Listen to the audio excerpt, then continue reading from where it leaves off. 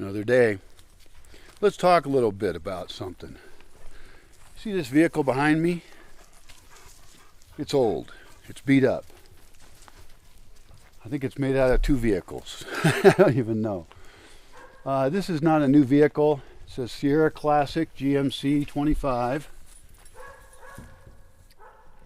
I have a different friend. His vehicle's from 1978 or 9. And I've been very impressed with these. Look at the load on this. Huge amount of wood, really heavy wood. We're pulling out of here because of a pine beetle plague. What I want to talk about this vehicle is that this is how vehicles should be.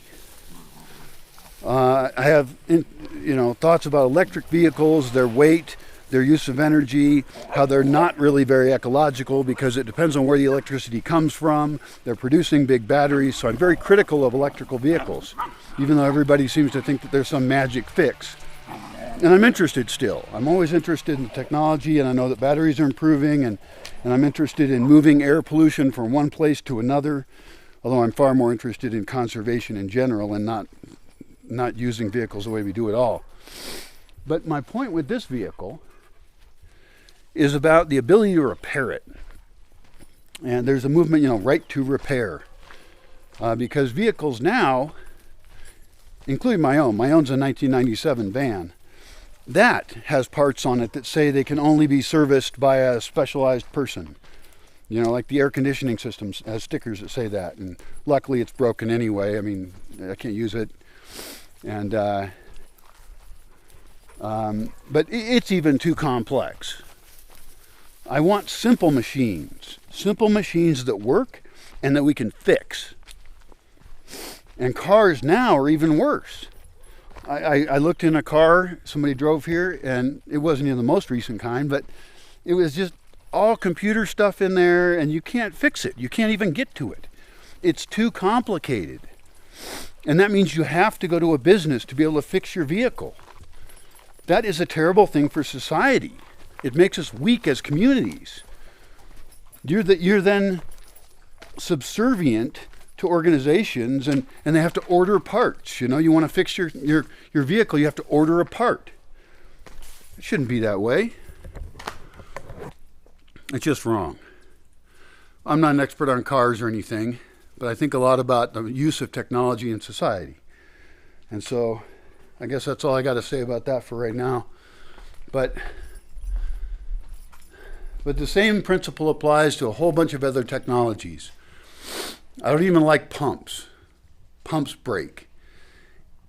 Any technology we have, any machine we have, any moving part we have is suspect. And we need to evaluate it to see if we should even have it in our lives. Because we're not going to have the option later anyway, so we might as well relearn how to do things in some really basic ways, but we can still apply our scientific knowledge and better engineering skills and better material sciences. We can still take all these beautiful things we've learned and then recreate better the oldest ways of doing things. And in most cases, not do them at all. Most of the things that actually matter, we don't need to have. No, most things that matter, we do need to have. I still like my camera. I still like my computer. Let's keep the best of what we've invented. But let's be real careful about inundating our society with weak technology that's owned by someone else. That even applies to GMOs.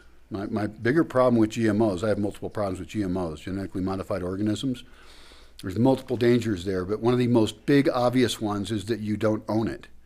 Other people can own your seeds.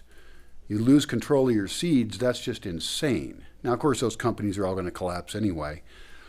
But, we'll do another video on GMOs sometimes. That'd be fairly controversial. Since a lot of people put these things into two categories of like you're like anti-science if you're not pro all technology. I saw a video by a really nice guy. He's trying to be a science explainer guy on YouTube, fairly amusing in a dorky way. But he was saying, you know, why you're wrong about nuclear power. And it's a big pro-nuclear thing. And it's like, no, I'm not wrong about nuclear power, you fucking young dummies. Sorry. I gotta not say shit like that. The reasons I'm against nuclear power aren't because I'm against the technology of it. It's because the overall effect that we're going to produce so much energy that we're going to continue to destroy the planet even more. I want the collapse of society. I just want it to happen in an ordered way because I don't want an uncontrolled collapse. If you're in a car that's going to crash, you can either control the crash and do it for less damage, or you can die. Dogs over here playing. Anyway, that's my little rant about cars, which I know nothing about.